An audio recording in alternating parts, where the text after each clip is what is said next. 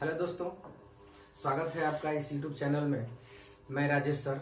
दोस्तों, पिछले वीडियो में मैंने आपको क्रम परीक्षण का पार्ट 2 में कुछ प्रश्न का सॉल्यूशन कराया था। क्रम परीक्षण के पार्ट 2 का ही कुछ और क्वेश्चन है जो कि एग्जाम में अक्सर पूछे जाते हैं। इन क्वेश्चनों को ध्यान से देखिए, इसका सॉल्यूशन आज हमको बताना है आपको। देखिए दोस्तों, ये क्वेश्चन यहाँ से पढ़िए। उम्मीद है कि दिखाई दे रहा होगा आपको कि लड़कियों की एक कतार में जिया बाएं से 7वें तथा शताब्दी दाएं से 9वें स्थान पर है। जब वे दोनों आपस में अपना स्थान अदल बदल कर लेती हैं तो जिया बाएं से 11वें स्थान पर चली जाती हैं। तो कतार में कुल कितनी लड़कियां हैं? दोस्तों, यहाँ पे आपको ये देखना है, आपसे पूछा जा रहा है कि कतार में कुल कितनी लड़कियां हैं। तो इसके लिए हम आपको बता रहे हैं। देखिए, जैसे आप सब लोग जानते हैं कि ये बाएं है और ये है आपका दाएं। यहां से तो अगर ये स्थान किया जाए कि बाएं से ये हो गया आपका 7 नंबर पे। देखिए, बाएं से 7वें स्थान पर जिया, यहाँ पे जिया, और दाहिने से 9वें स्थान पर शताब्दी, दाहिने से 9वें स्थान पर शताब्दी।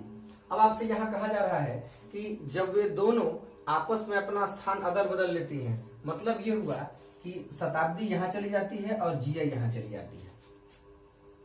तो दोस्तों, सबसे पहले मैं आपको ये बता देना चाह रहा हूं कि जब यहाँ बाएं से ये 7वें स्थान पर है तो इसके पीछे 6 लोग होंगे। दाहिने से जब ये 9वें स्थान पर है तो इसके पीछे 8 लोग होंगे। तो दोस्तों, जैसे यहां ध्यान देना है कि शताब्दी यहां चली गई। देखिएगा, इस स्थान पे अब जो है किसका स्थान हो गया? शताब्दी का हो गया, और इस स्थान पे हो गया जिया का स्थान। अब ये तो ये बाएं साइड है, ये बाएं से जिया का स्थान ये जो हो जा रहा है वो हो जा रहा है 11वां। देखिए, यहाँ बता रहा है कि तो जिया बाएं से 11वें स्थान पर चली जाती है। तो बाएं से ये 11 नंबर पे, ये जो स्थान पहले 9वां था अब ये 11वां बन गया है दोस्तों। तो अब यहाँ देखना है ये कि जब ये 9वां स्थान था तो इसके पहले कितने लोग थे? 8 लोग थे। जब ये 9वां स्थान है तो इसके पहले 8 लोग हैं। तो दोस्तों, अब पूछा जा रहा है कि कुल कितनी लड़कियां हैं, कुल लड़कियों की संख्या पूछा जा रहा है। तो ये हो जाएगा, देखिए दोस्तों, ये 9 नंबर जो है अब ये 11 हो गया, और इसके बाद कितने लोग थे? 8। तो 11 8 19, यानी कतार में कुल 19 लड़कियां हैं। तो दोस्तों, आपका विकल्प देख लीजिए। पहले विकल्प में 16, 18, 20, 22 और ये 5वां विकल्प नॉट ऑफ दिस, इनमें से कोई नहीं। तो आपका आंसर ये हो जाएगा, ये उनमें से कोई नहीं। मेरा ये कहना है दोस्तों कि ऐसे सवालों को हल करने के लिए हमें थोड़ी सावधानी बरतनी है।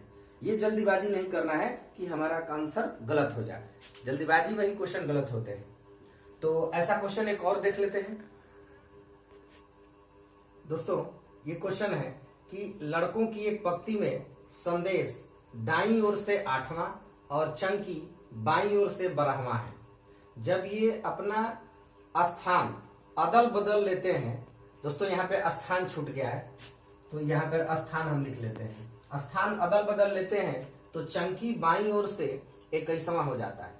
दाएं से संदेश की स्थिति क्या है ये बताना है। तो जस्ट वही तरीका हल करने का, ये साइड हमारा बाएं है और ये साइड हमारा दाएं से है। तो दोस्तों, यहाँ ध्यान देना है कि पहले देखिए, लड़कों की एक पंक्ति में संदेश दाईं ओर से 8वां है। देखिए, दाएं से ये जो स्थान है 8वां है, किसका? संदेश का। दाएं से स्थान 8वां है संदेश का, और बाएं से चंकी का स्थान बाईं ओर से 12वां है, ये है चंकी। दोस्तों, इसके पहले वाले सवाल में मैंने बताया था कि अगर ये स्थान 12वां है तो इसके पहले 11 लोग होंगे, अगर ये स्थान 8वां है तो इसके पहले 7 लोग होंगे। तो यहाँ पर ध्यान देना है कि जब ये अपना स्थान अदल बदल, जैसे ये हो गए, यहाँ पे हो गया संदेश और यहाँ हो गया चंकी, ये ध्यान देना है। तो ये जो स्थान है, अब देखना है, ये बदल लेते हैं तो चंकी बाईं ओर से 21वां हो जाता है।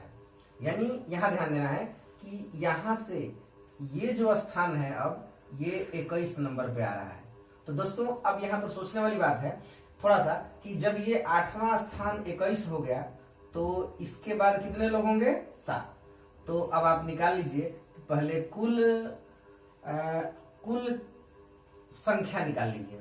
तो कुल संख्या निकालेंगे तो देखिए 21 प्लस 7 बराबर 28, यानी इस पंक्ति में कुल 28 लोग हैं।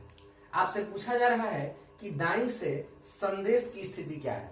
दोस्तों ध्यान देना है, ये जो स्थान यहां से इस संदेश की स्थिति, तो यहां से ये जो स्थान है ये कौन सा है, 12वां है। दोस्तों देखिए यहां से ये स्थान 12वां है और यहां से यहां तक टोटल 28 लोग हैं। तो आपको पता है कि जब दाहिने से इसकी स्थिति ज्ञात करनी होती है तो संदेश की स्थिति निकालनी होगी दाएं से। संदेश दाएं से किस स्थान पे है, देखिए दोस्तों 28 माइनस 12 आप प्लस 1। आप सब लोग जानते हैं कि जब पंक्ति में कुल छात्रों की संख्या मालूम है या कुल बच्चों की संख्या मालूम है और एक साइड से उसका स्थान मालूम है, तो दूसरे साइड से निकालने के लिए हम क्या करते हैं, कुल संख्या में से उसके एक साइड के स्थान को घटाकर उसमें एक जोड़ देते हैं। तो दोस्तों यहाँ देखिए, इसमें से जब घटाएंगे तो 16 आप प्लस 1 आपका क्या हो जाएगा, 17वां स्थान हो जाएगा। ये होगा आपका आंसर। तो आपका विकल्प जो है ये होगा। दोस्तों उम्मीद करता हूं कि ये क्वेश्चन आपको समझ में आया होगा। तो दोस्तों कुछ और क्वेश्चन है जो कि हम लोग कर लेते हैं। दोस्तों 40 विद्यार्थियों की कक्षा में मोहन का स्थान ऊपर से 10वां है। यदि मोहन और रोहन के बीच 5 छात्र हों तो रोहन और अंतिम छात्र के बीच कितने छात्र हैं। विकल्प में देखिए दोस्तों दिया है, पहला 22, 23, 24 आंकड़े अधूरे हैं और 5वां इनमें से कोई नहीं।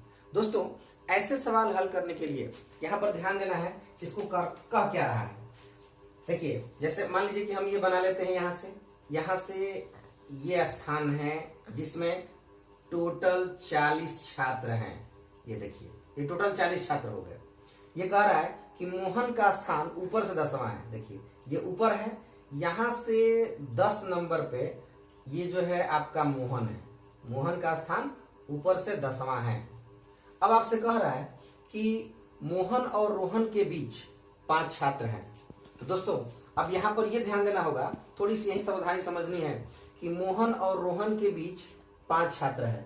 तो ये जो रोहन का स्थान है ये मोहन से आगे है कि मोहन से पीछे है, यहाँ ध्यान देना है।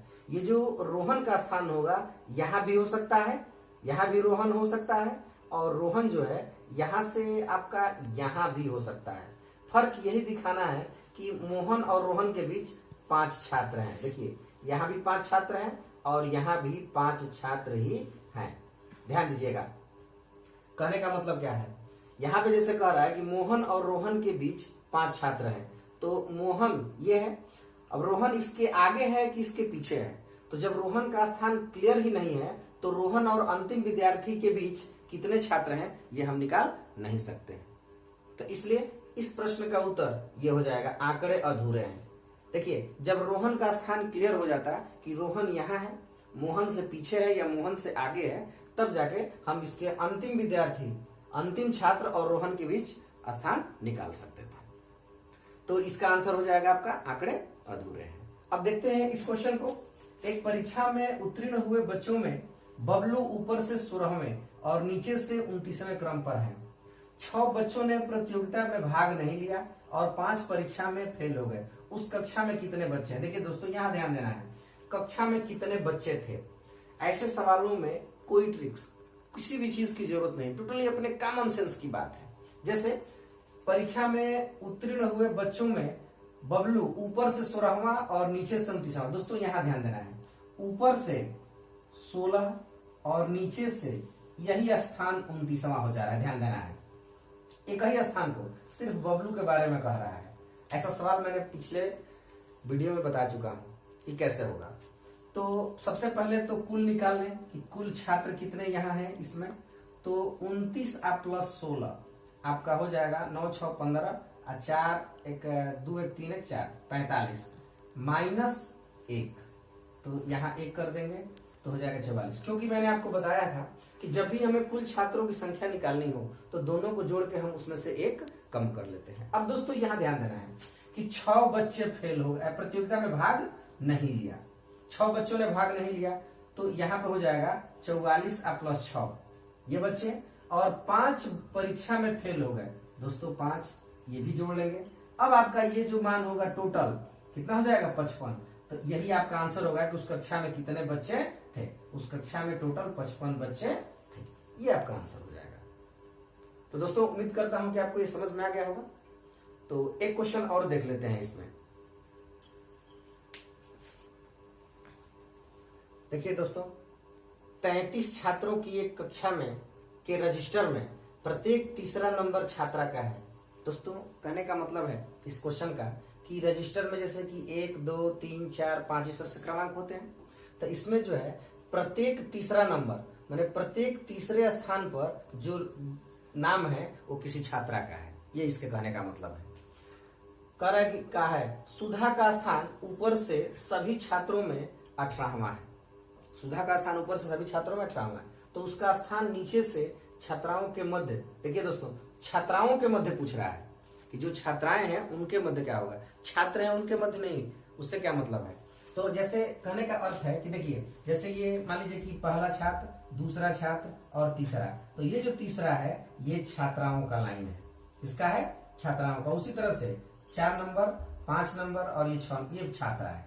तो इसी तरह से टोटल 33 छात्रों का ये रजिस्टर बना है और बाकी में यहाँ पर छात्र हैं, यहाँ भी छात्र हैं, इस तरह से ये बना हुआ है। तो इसके कहने का मतलब है कि प्रत्येक तीसरे नंबर पे जो है वो छात्रा है। तो दोस्तों अगर ये 33 छात्रों की लाइन है तो यहाँ पे प्रत्येक तीसरा नंबर छात्रा का है, तो इसका मतलब ये निकाल लें कि अगर हम छात्राओं की संख्या निकाल लें, छात्राओं की संख्या, तो ये हो जाएगा आपका 33/3 अर्थात ये हो जाएगा आपका 11। दोस्तों यहां से हो जाएगा आपका 11, यानी टोटल इसमें 11 छात्राएं हैं, 11 छात्राएं हैं।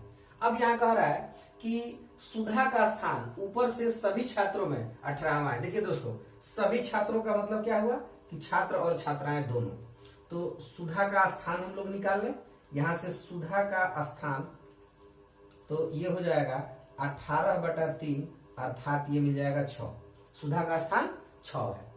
अब चलिए 6 नंबर पे है उसका, तो उसका स्थान नीचे से छात्राओं के मध्य में क्या होगा। देखिए दोस्तों, छात्राओं की टोटल संख्या कितनी है 11 और नीचे से इसका स्थान निकालना है। तो आप सब लोग जानते हैं कि जब कुल छात्रों की संख्या मालूम हो, नीचे से स्थान, तो ये हो जाएगा आपका 11 - 6 यानी छात्राओं की कुल संख्या माइनस सुधा का स्थान, और आप सब लोग जानते हैं कि इसके बाद +1 हम लोग कर देते हैं।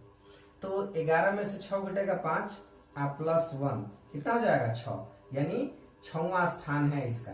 ये हो जाएगा आपका आंसर। अब देखिए इस विकल्प में दिया गया है कि नहीं, 9वां 10वां 8वां 7वां, इनमें से कोई नहीं, तो आपका आंसर ये हो जाएगा, इनमें से कोई नहीं। अब चलते हैं इस अंतिम क्वेश्चन की तरफ। तो यदि बच्चों की एक पंक्ति में जो उत्तर की ओर मुख करके खड़े हैं, भरत दाएं सिरे से गिरा हुआ है। देखिए दोस्तों, ये दाहिना हाथ है, यहां से दाएं सिरे से 11 नंबर पे ये जो है भरत है, ये कह रहा है भरत दाएं सिरे से गिरा हुआ तथा समीर के दाएं तीसरा है। दोस्तों यहां ध्यान देना है, ये जो भरत है समीर के दाएं तीसरा है, तो जब ये 3 नंबर पे है तो ये 2 होगा, ये 1 होगा और यहाँ पे समीर होगा। यहाँ पे कौन हो जाएगा आपका समीर हो जाएगा, क्योंकि समीर के दाएं तीसरा हो गया। अब कह रहा है कि समीर बाएं सिरे से 15वां है। अब बाएं साइड से इस समीर का स्थान हो गया 15। पूछा जा रहा है पंक्ति में कुल कितने बच्चे हैं। तो जब पंक्ति में बच्चों की संख्या निकाली जाएगी तो ध्यान देना है, यहाँ पे देखिए 15 नंबर ये कुल बच्चे, तो आपका 15 16 17 आप प्लस ये 11 कितना हो जाएगा 28 छात्र हैं। ये आपका आंसर सही होगा। दोस्तों उम्मीद करता हूं कि आपको ये समझ में आया होगा। तो दोस्तों क्रम परीक्षण का पार्ट 2 इस वीडियो में अब समाप्त होता है। पिछले वीडियो में जैसा कि मैंने आपको बताया था कि इस प्रकार के क्वेश्चन आपको बहुत सारे अपने से भी लगाने हैं, चाहे वो प्रैक्टिस सेट हो चाहे बुक हो, जहां से भी मिले इसको कर डालना है। अगर आपको कोई क्वेश्चन नहीं समझ में आता है तो ये मेरा व्हाट्सएप नंबर है। अब तक 2-3 छात्र ही ऐसे हैं जो कि हमसे क्वेश्चन पूछ चुके हैं, जिनको कि मैं बता चुका हूं। तो दोस्तों, कोई भी व्यक्ति हो जिसको नहीं समझ में आता है तो ये मेरा व्हाट्सएप नंबर है, इस पे आप मैसेज करेंगे तो मैं आपको इसका सोल्यूशन अतिशीघ्र पहुंचाने का प्रयास करूंगा। तो दोस्तों, मिलते हैं क्रम परीक्षण के पार्ट 3 में नेक्स्ट वीडियो में। तब तक के लिए धन्यवाद। दोस्तों, अगर ये वीडियो हमारी अच्छी लगी तो कृपया लाइक करें, सब्सक्राइब करें, साथ ही बेल आइकन भी दबाएं, ताकि अगला वीडियो जब भी मैं अपलोड करूं तो तुरंत आपको इसकी नोटिफिकेशन की जानकारी मिल जाए। धन्यवाद।